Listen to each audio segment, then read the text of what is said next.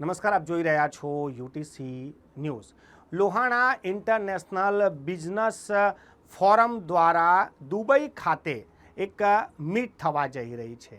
આ દુબઈ ખાતે જે આંતરરાષ્ટ્રીય લેવલની જે બિઝનેસ મીટ થવા જઈ રહી છે તેના પહેલાં વડોદરામાં એક પ્રી મીટનું આયોજન કરવામાં આવ્યું હતું અને જેમાં લોહાણા સમાજના જે પ્રમુખ છે અને તેમના જે સભ્યો અને સમાજના લોકો છે તેઓ જોડાયા હતા.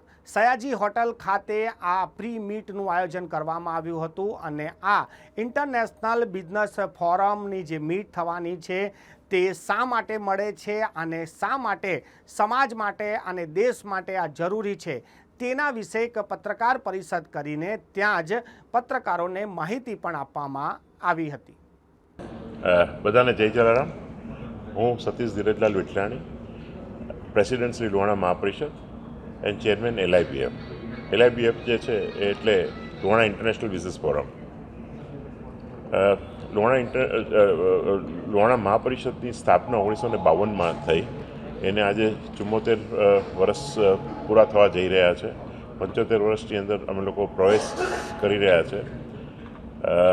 આ તબક્કે જેવી રીતે ભાઈએ કીધું એ રીતે પુષ્કળ ઘણા કામો થયા છે. એની લોહાણા મહાપરિષદની અંદર એજ્યુકેશન ક્ષેત્રે અને વિવિધ ક્ષેત્રે હોસ્ટેલ છે, વાડીઓ બનાવવી, સંગઠનની ભાવના સાથે જે છે ને આગળ વધવું, એ જે છે અમારો ગુરુમંત્ર જ છે સનિષ્ઠા, સંગઠન, સેવા દ્વારા સિદ્ધિ.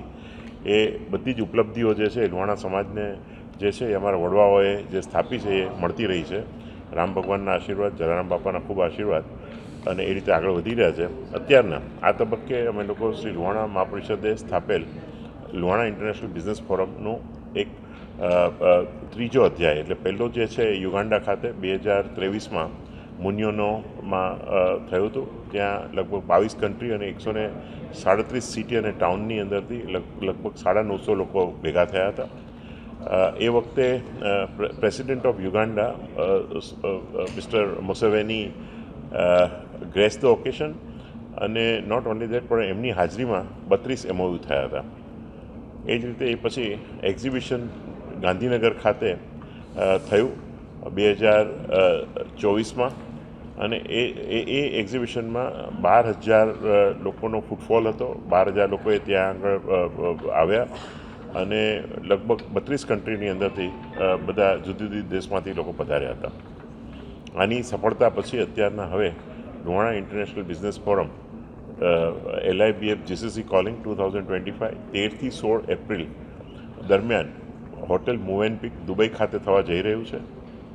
આનો ઉદ્દેશ્ય છે એ 37 કન્ટ્રીની અંદરથી જુદા જુદી વેપાર સાથે પ્રોફેશનલો તેમજ એન્ટરપ્રેન્યોરો અંડર વન રૂપ ભેગા થાય, જુદા જુદા સબ્જેક્ટ પર વાર્તાલાપ થાય, નોંધ લેવાય, નોલેજ શેરિંગ થાય.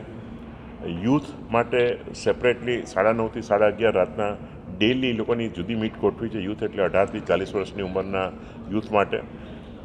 આ બધો જે પ્રયાસ જે છે બેઝિકલી એ ટુ યુનાઇટ જે જુદા જુદા વર્લ્ડની અંદર જુદા જુદા ઉદ્યોગમાં રહેતા જે લોહાણાઓ એકબીજા સાથે જે સંપર્કમાં ન હોય એમને સંપર્કમાં લાવવા, એકબીજા સાથે ધંધોનો વિકાસ થાય, એકબીજાથી વિકાસ થઈ શકે, અને ઇવન જોબ્સ ક્રિએશન.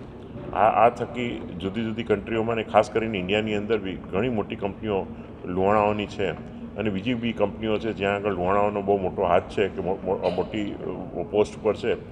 એ બધી કંપનીઓની અંદર જોબ્સ આપણે આપી શકીએ અને આ રીતે ખૂબ વિકાસ થાય. લોહાણા ઇન્ટરનેશનલ બિઝનેસ ફોરમનું બીજું બી એક પાસું છે.